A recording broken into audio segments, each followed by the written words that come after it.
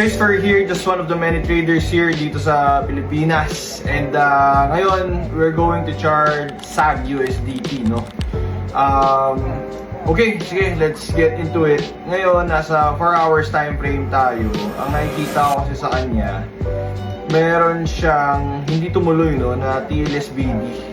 Trendline support breakdown sana dito. Pero, na-invalidate siya. Ito kasi yung resistance sa support niya, na-invalidate siya at umakyat pa dun.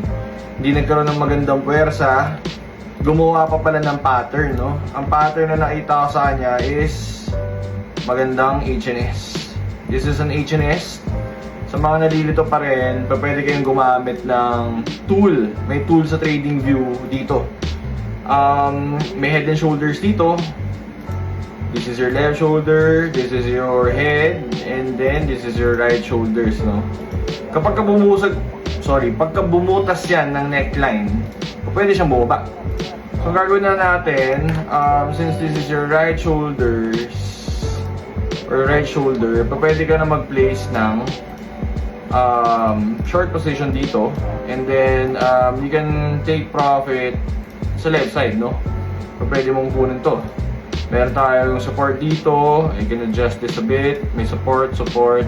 Ayun. And then, hayaan lang natin. Balikan natin mamaya-maya. Alright? Okay. Yeah. Nice. Okay. Anyway.